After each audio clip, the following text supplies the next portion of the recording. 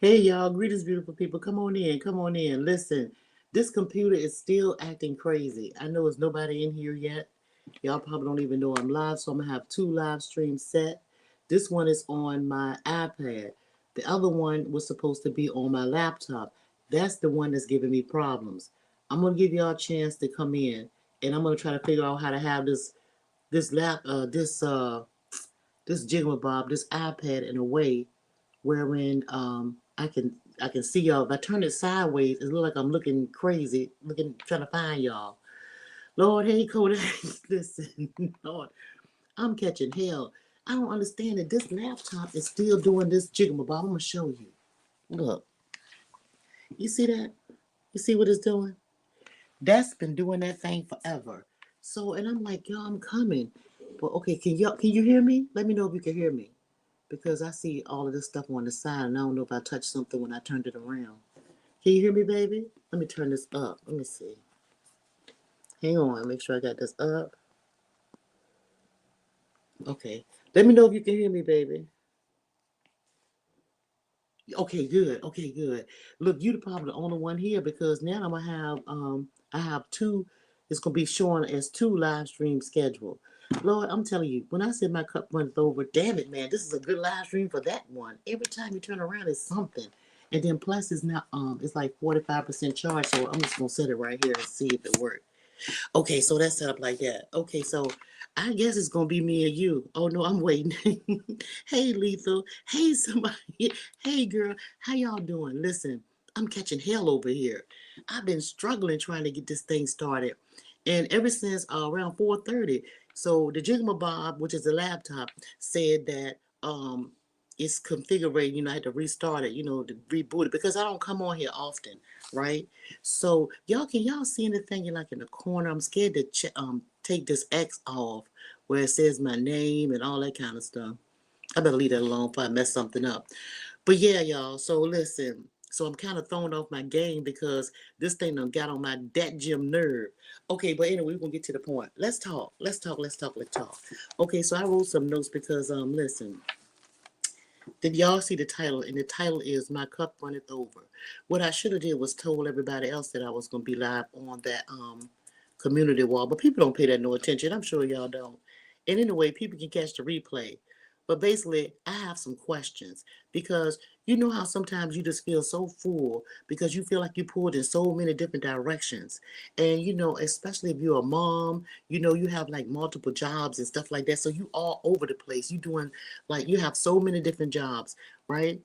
And it just seemed like you pulled in so many directions all the time. It's never no time for really for you to have like that mama time where you can have your quiet time and you can do the hobbies and things that you like to do.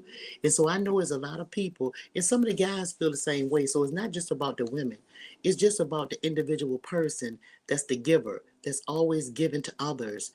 I mean, giving everything that they have to other people and just letting them just absorb all of that beautiful energy, all like when you hug somebody and you hug them real tight, you really love them and you really want to take care of them. We got people like that give that much to people, and then you have other people that are just takers. And what they do is they'll just take all of that energy that you give them, and some may say thank you, some may not say nothing at all, but you don't care. You keep on moseying on along and just giving them what you got, right? But then you come to a point wherein you feel like your cup has ran over. And if you see that little thumbnail that I did on the other one, that's how a lot of people feel. They feel when they get to that point, they're like running over, just filled with emotions, right? And most of the time they'll break down and cry. I mean, they'll do all kinds of things, but who do they get to talk to? So I have some questions, and I wrote down some questions for you guys. And if you say, would you say, come on in, y'all, and hit that. That's right. Tell them, tell them, baby. Y'all hit that like button. Yeah, to let people know that I'm live. But yeah, like I wrote down some questions. So because I thought I was thinking this, you do so much for everybody else, but who is taking care of you? You take care of everybody. I mean, you be giving your all to everybody. But in the end, who is taking care of you? If you sit down and you look around and really ask yourself that question and be honest with yourself, who is really taking care of you? Who is paying attention to how you are feeling? Who's checking in on you? You don't even check in on yourself because you're so busy checking in on everybody else. And then I'm not just talking about y'all, I'm talking about me too. So I have to remind myself of these things too. But here are the questions that I'm going to ask y'all. So just listen to the questions, absorb the questions, and see if this is you. Okay, so here's one of them. Yeah, have you ever wondered why you don't get the love, kindness, and caring and tenderness that you show to other people? Have you become a doormat for other people? Why do you continue or keep company with those either that don't like you or don't really have your well-being at heart? Why do you continue to take care of them people? Because you got people like that too. You know they don't like you, but you still be, you still entertain them. You still be nice to them. You don't wish them no harm or nothing like that. You still do that. Why do you care about others so deeply? Just why? Why do you feel the need to protect them? Is this family members? You got family members that really don't like you. You got family members that's jealous of you. You got brothers, sisters, aunts, uncles. You got people that really don't wish you well. They're jealous of your success. They may be jealous of just you as being a cheerful giver or just a happy person or a person that walks around, even though you may have problems or things going on in your personal life, you don't mind sharing it with others either, but it just don't affect you like it affects them. So they're jealous of your ability to handle things, right? All right. So, and here's another one. Um, why are all of your so-called friends, where are they at? Where are your real friends when you need them? Though, and why do they and you still be friends with them, even the ones that's still here, but at some point they're gonna betray you in the end. You already know that, but you still continue to be that friend, still be nice to them and all of that, knowing that they're hating on you, knowing that they wish they were you and they just jealous of you or whatever the case is, right? But you see it, but you keep on doing it. Why you do that? Okay? Why are you constantly making excuses for those that love you, knowing that their bad behavior towards you will resurface at some point? Like, okay, so here's what I mean by that. A lot of people have people in that family that have issues. You have uh, alcoholics, you have drug addicts, you have liars, you have cheaters, womanizers, women that abuse men, and I said alcoholics and addicts. You have disrespectful children, unruly children that disrespect you. You have those. You have siblings or other family members that simply don't wish you well. Yeah. And don't forget again those backstabbing so-called friends that you have. Why do you continue to entertain these people? Right? Why do we do that? Because if you know that these people are going to in some way in the end harm you, right, and you keep allowing them to take all your energy and giving them your time and your energy, you're there a good listener for them. All of them you listen to, you help them with anything they want or need. They can call you anytime of the day or night. You there for them in a crisis, all of these things. But who is there for you? Who's taking care of you? Who can you call when you need somebody? I know people say, well, you call on Jesus, you call on God. Yeah, you call on, but who, I'm talking about who is physically around for you. Hey, Rizza, how you doing, baby? Nice to see you. Right? And you get to a point in your life where your cup runneth over. And here's what I'm saying. What I'm basically making this video about is for you to check in and make sure you check in on yourself, right? And make sure you take self-care and take care of yourself because nobody else cares about you. Not like they should or like you care about others, right? And then another thing, when your cup gets so full and it feels like it's running over, then you need to empty the cup, right? And emptying the cup is emptying you, emptying yourself of all of these emotions that you may have, or all the things that you really know about these people that may betray you. If you know it, start lightening your load. Start getting rid of some of the things that are. This thing just came down. That's weighing you down, right? And then I want to talk about this. Don't y'all know that you got people in your life that they'll keep you around because you're their lifeline. You're really that lifeline. Do you know that? Some people that you may say, well, yeah, well, they love me because they bought me a flower here and there, or they fixed me breakfast, or they loaned me a couple of dollars when I was in need. Some people like that, they're just keeping you alive so that they can thrive. They're keeping you alive so that they can thrive. Just like prisoners in a jail cell. The prison industry, they have all these prisoners in there.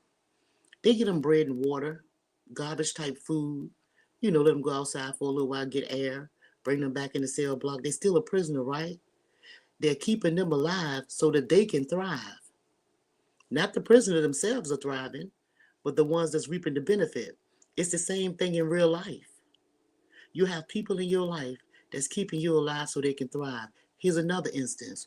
You have some children that have mothers or fathers or grandparents or something like that that they put in a nursing home. They let the other people take care of them in the nursing home. They'll go over there on Sundays, maybe comb their hair or something, maybe shave their old grandpa or something like that. But they know when grandpa died, grandpa have a life insurance policy. Grandpa might have a little will that they might leave. And that might have been the only person that was taking care of them. Sometimes people keep you alive so that they can thrive. You may have a husband and wife situation or a partner situation, where live in partner, permanent partner that you be living with or something. Okay, they may keep you alive just so they can thrive because they're your beneficiary on an insurance policy. So yeah, y'all have, but most of the time, if you look at the whole total relationship of the people that you're with, and you look at the good and the bad, outweigh the good and the bad, is that relationship worth salvaging? Is that person keeping you alive so that they can thrive? You see what I'm saying? Because, they say self-preservation is the first law of nature. So if that's the case, everybody's really looking out for themselves. So why aren't you looking out for you? Right? Why aren't you saying the word no to people? Why do you feel guilty about telling people no? Oh, I'm not feeling that today. Or, not taking phone calls and things like that. Why are you not going on mute sometimes and, getting into yourself and withdrawing from people? Why do you feel so obligated to others, yet they don't feel the same about you? Sometimes you have to check that. Basically, not sometimes, all the time you have to check that. Okay. Hey, Kevin. Hey, everybody that's coming in. I appreciate y'all coming. And this is really awkward because this is my first time streaming from this thing right here. This Jiggle Bob. This and y'all listen. Then listen. This thing. Let me show y'all this. You see that thing? You see it's still doing that. Is look at that, look at that. So y'all would still be waiting for me if I was waiting on that.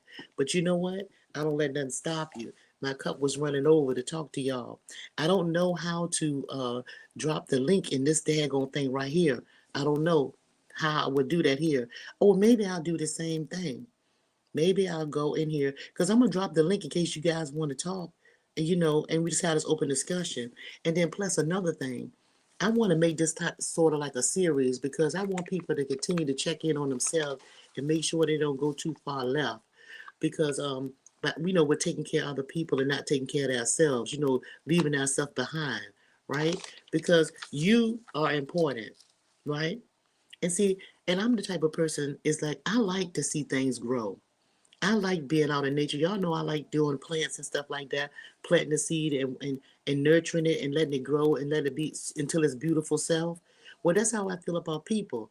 So I don't mind helping people and nurturing people and giving them what I think they need, and they may not have it, and I feel like I can give it to them. So I have a heart where I do that, and I like to see people blossom and grow, and I wish people well, but people don't wish me well, and I know it. But sometimes you continue to just do that because it makes you feel good, you know. It makes me feel good when I do for others and give to others in some kind of way. But I feel like my day is wasted if I have not touched somebody in some way or helped somebody in some way. I just feel like I have a wasted day. Excuse me, a wasted day. You know what I mean? So, but some people just like, okay, you get yours, I got mine's, right? I'm talking about even with knowledge. Some people don't even want to share information with you on how to do something, get something easy, the easy way, or some people just like to keep all that to themselves, whether take it to that grave. I'm gonna tell everything that I want to tell. I'm gonna keep on talking until my last breath to teach somebody something. Okay, so what I said is I'm going to make this a series because this is a part one, especially since I had it with this the other thing, the laptop not working, because I really think this is a good conversation. This is my Cup Runneth Over part one, and then I got questions, right? And no, and what about you, right? And the next one I'm gonna do it, yeah, yeah. What about you? Who's taking care of you? That's what I want to know. And another one I'm gonna do is yeah, yeah, checks the source. That's what I want to say too. I want to add that in. The person that's taking care of you, so-called taking care of you, check the source of who is that person that's taking care of you. Are they really taking care of you, or are they taking care of you, keeping you alive because in some way they're going to profit from it? Right? So yeah, most of the time it's what I said. If you really, I don't care who it is. It could be a husband, boyfriend. It could be a child. You could have a child as your beneficiary for your insurance policy. They'd be nice to you, and then until it's time for you to get ready to go down in that grave. Okay, so let me. I think this is how I can invite guests. It says guests right here. So this is what I'm gonna say. If I hang y'all up, okay, because this thing's still doing that. It's still doing that thing. So if I hang y'all up, y'all just gonna be hung up. Y'all just gonna be hung up. And forgive me, I don't mean to. But I'm gonna try to do it and see if I can invite a guest. I'm gonna do the guest thing. I'm hitting that. Okay. Then I'm gonna say invite guest. I hit that. Ooh, and they say copy. So that's copying the link. So that's copying. Now let's see it copy. Now let me see if I can paste it. I have to go down here to the chat. Let me go down here to the chat like I'm typing, right? I think it's like I'm typing. I'm in the comments. Okay, but so I can't see if I hit on something, it's Samaya's comment right there. But so I can't type. It seems like I can't type in here to paste it. And y'all, I don't see the link in the chat. So let me see. It says more right here. Oh shucks. Okay, it says more. It's got post comment.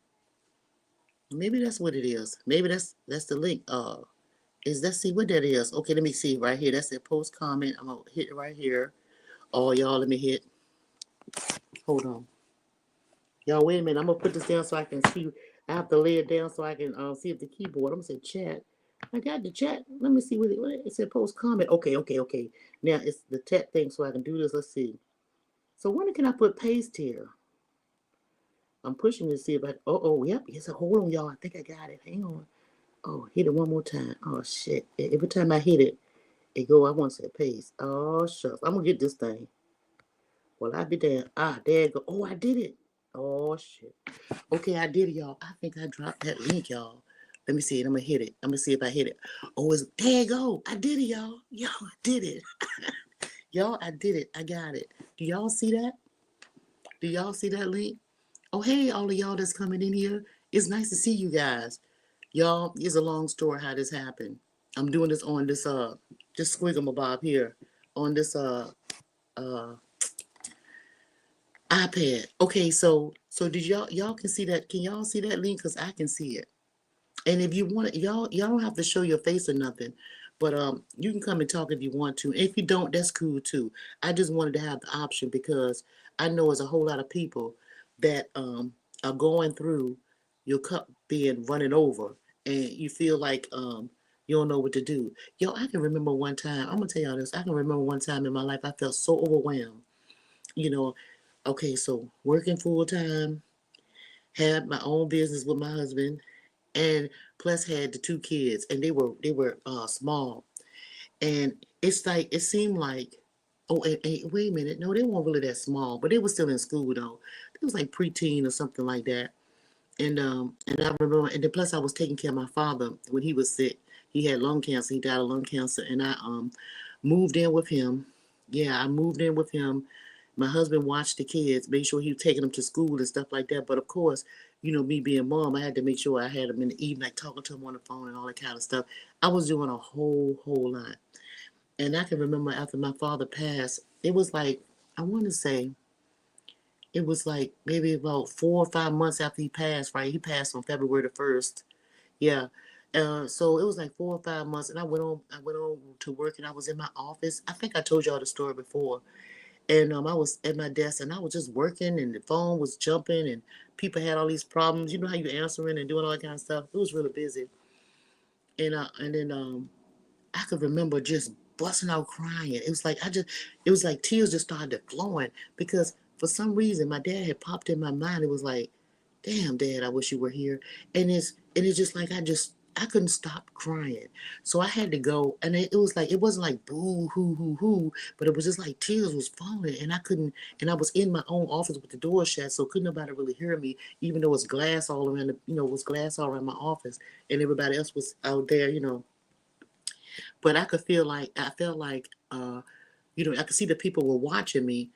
You know how they would watch it, but I was trying to hide that, try to hide it. But then again, I was like, I ain't trying to hide nothing, and the tears were just coming. So I got up from the desk, and I just took my purse and got everything, and I just left for that whole day. I went to my mom house. I went to my mama's house.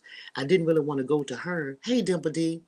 I didn't want to go to mom because um, it was months after my father had passed, like 3 or 4 months after he had passed. So everybody else had pretty much did that grieving and stuff like that. And I was the person that's holding everybody up and taking care of all of this stuff, funeral arrangements, all kinds of shit, right? And so I really didn't have. I think it's because I didn't have time to grieve. But yeah, and it just hit me so bad, and I cried. And when I went to my mom, right, and she opened the door, and she was like, "What are you doing here?" Because I usually go to her house in the morning. At that time, I would go to her house for coffee in the morning because even though after I got the kids off, husband gone, everything was straight, and I was on my way to work. I would stop by her house because she didn't live far from where I worked at. So I would stop and check in on her in the morning, and then sometimes I would go back at lunchtime and talk to her, or we'll go out to lunch, right? During my lunch hour, right? But that's so I came there a little early. And y'all, I was just bawling. I was just crying. When I saw my mom, the first thing when I saw her, I couldn't do nothing. I felt like a little girl. I was a full grown ass woman. I felt like a little girl when she opened the door. And she was like, "What's wrong, baby?" And I was like, "Mama." I was like, yo, me thinking about that now made me want to cry because I could feel those emotions. I was like, "Mama, Mama, I don't know, Mama." But it was like that. And then I was like, I want my daddy. I want my daddy. I was really that. I was like, what the hell? You know, and my mom was like, she was saying to me, after I calmed down, but she really comforted me though. But it was like that's that's how you know your cup is, really gone too far. It's really ran over, right?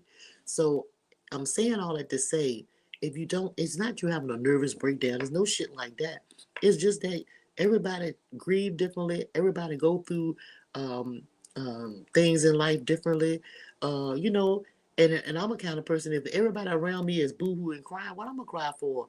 I'm trying to help this person and make sure that person feel better. If this person's sad, why should I be sad? Let me see if I can make this person happy. So doing all of that kind of stuff because that's who I am. It took a toll on me, I guess. Um, and at some point, it just broke you down. You know what I mean? But anyway, yeah, and that's like unusual for me because I'm not that person. I'm not that boo-hooey type person. I'm not that, right? I'm more of a person that sit back and try to reason. What's going on? Why are you feeling this way? How can you channel your emotions in a different way? And most of the time, I'm in control of my emotions, right? But when you don't get a control of your emotions, it's like, wow, you said right. I was a mess when my mama passed. Man, listen, CC, I'm gonna tell you right now. I don't know. We can always say or say how we may be if something like that happened. Y'all know I don't even know. I would have thought that my world was gonna end when my father passed, but me being right there taking care of him until he took his last breath, it was not like that for me. It was more like it was a beautiful thing. I know it sounds crazy. I was intrigued, I was fascinated, and I had seen people pass away before. I've seen dead people because I used to take care of them. I used to work at nursing homes, hospitals. I did a whole lot of stuff. I used to even watch the people and toe tag them in nursing homes and stuff. Yeah, so it wasn't nothing. You comb that hair, get them straight, all of that. Put that little makeup on and stuff. I did all of that kind of stuff, and it did not bother me. even with my father. It didn't even bother me like that. And then him taking his last breath was like, and it was snowing. It was beautiful, y'all. It was so beautiful. He was watching Judge Mathis. He was watching Judge Mathis. And my brother, my oldest brother is gone now, though. He was with me with my dad. He had gave him, well, my dad could take a bath, but he was in the bathroom with him, after he got out the bathtub, and just helping him, put his socks and stuff on. But my daddy was talking and he was feisty as hell. He was a regular man. He was the same dude, right? And he was prideful and stuff. But yeah, my brother was doing that part. And I had some soup in the kitchen and stuff, grabbing a nice pot of soup and all that. And then my dad was sitting in his chair, in his rocking chair in his room, and watching Judge Mathis with his clean pajamas on, and looking really handsome. And my dad had a real thick mustache, and he had nice, thick, wavy hair. It was real, real thick, but he had it cut low on the side, and he liked the little part on the left side, and he liked to have his hair here, and it was like kind of bushy, but it was real soft. And he used to like for me to do his hair, like grease his scalp. So I was greasing his scalp, and he liked me to itch his head. And so he was in the bed with his pajamas on, laying on top of the cover, with his arms folded, with the TV in front of us, just like y'all in front of me. And Judge Mathis was on. And my father was a dresser. He loved to put on suits and ties. He always dressed. You never caught my dad in a pair of jeans. My dad never wore jeans. Never. He never wore no jeans. Um, he ain't like no jeans. He said he thought it was like low class. Anyway, he was fully dressed, right? And dressed up. And so the combination of the ties and the what you put in your handkerchiefs and the colors. My daddy would say he would say Judge Matt that nah, he ain't like the way that some of his color combinations. So he was talking about that. And the snow was just coming down heavily, like a great big patio on this side, the double windows on this side, the big, and it was snowing. We had the street lights and stuff. It was out there. You could see all the big snowflakes, right? And nice and cozy inside. And my brother back in the kitchen tending to the soup for me, And I'm scraping his head, right? And the TV was down low, so you really couldn't hear what Judge Mathis was saying. And my father was telling me to sing to him. He liked to hear me sing. So I was singing to him. And I was like, what you want me to sing, Daddy? He said, I don't care. Just sing me anything. So I was just singing to him, right? And I was right at the top of his head with the little comb. He had like a bush comb. He ain't like the little teeny one. Put the bush comb to it. So with the little, so I'm going to show you the bush comb, the kind of bush comb. I got to show y'all this so y'all know what I'm talking about. Let me see. Y'all know this. See, where is it at? Okay. I gotta show y'all this. See the bush comb? This kind of comb he like the bush comb with the soft edges right here. Is a little part that y'all know what bush combs is, don't y'all? You sound feel your thoughts. So I took that bush comb and he like me to part his head and do it like this. He like you to wiggle it. Just to wiggle it in his scalp and go all the way through it like that. He used to love that shit. And so I was doing that for him. And I was singing to him. And I was singing, God bless the child has got his own. That's what I was singing. And my dad, I think he listened to the first part of it because I could see I was standing on the top, by the top of his head. So imagine laying down and me standing on top of his head while he's in the bed, sitting up, like he was sitting up in his bed. He had one of those, it wasn't a hospital bed, it was his regular bed, but he could make his bed go up, down, and all kinds of stuff. So he was kind of sitting up sort of like this, like this and looking at television, and I'm up here on his head. And I'm telling you, when I was doing that, he took his last breath on me. TV on and everything, and I knew he won't sleep because I could tell by the way he sighed. He said, and that was it. Boy, when he did that, I was still scratching. I was like, damn. And I was worried about my brother because he was in the kitchen. It was just him and I there, and my father, and all that damn snow. And I was worried about me telling him, see what I'm saying? You see what I was just, man, you see what I'm saying? That's the kind of person I am. I'm not worried about me. I'm worried about my brother. He's older than me now. He's the oldest. But I'm worried about how he gonna take it, right? So, excuse me. So I wind up, so I said, damn. So what I did was I cut the television up a little bit, and I closed my father's mouth because he had it open, and I just closed it up a little bit, enough where it wouldn't be like that, because it was open anyway. And so I went in there to my brother's name was Nathaniel. We called him Nat. So I went in the kitchen and I was like, hey, bruh. I said, we need to go take a ride. We need to go over to mom's house. He was like, what, you crazy? It's like 5 or 6 inches of snow out there and it's snow coming down and all that. I said, yeah.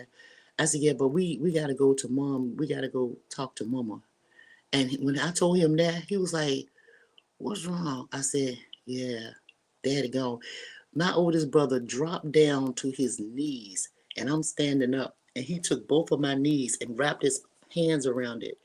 And he on the ground and I'm standing up and he on the ground wrapping his hand around my knees and he just bawling head down. I was like, he was just bawling, whole body shaking. I was like, God damn. I was like, hey bro, look, come on now. I know you gotta get this shit together. And I was telling him, like, you gotta get it together. I said, cause guess what? We gotta make it all the way over town. Now it was my mama, but at that time, my mama was living like an hour and 30 minutes away from where we was. Imagine all that snow. Man, listen. And I had one of them Jeeps too. And so yeah, so he was like, he was after he got his stuff together, I was like, yeah, we gotta tell mama, we gotta tell mama. We can't call on the telephone and tell my mama no shit like that. We can't wait till the next day to tell her either, right? Because hey, that wouldn't be right. So yeah, so what we did was left dad in the house, right in his house. I locked him in there and everything, left the lights and stuff on and all that, cut everything off, and we got into the Jeep. And guess what, y'all?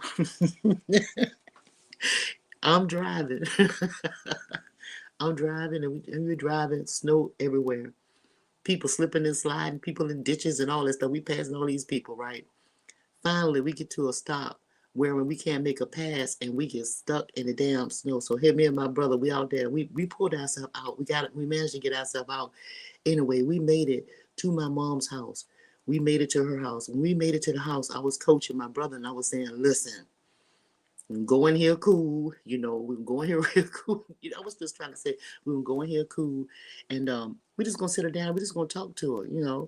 Shit. When my mama opened that damn front door and she saw us, shit, she knew. She already knew. Didn't nobody say not one word. My mama knew, right? So anyway, but yeah, I say all of that to say what?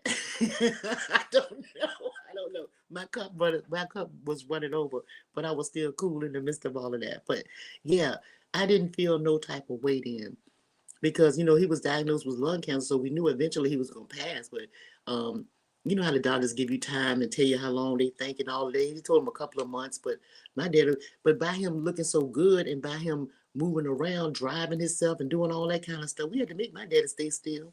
My daddy was moving to the day he died. Yeah, but anyway, yeah. So I'm just saying we take on a whole lot, and then with the funeral and all that stuff, everything went well and all that, as well as a funeral could be and all that. All that stuff went cool. Everybody, they had, and my children, oh my God.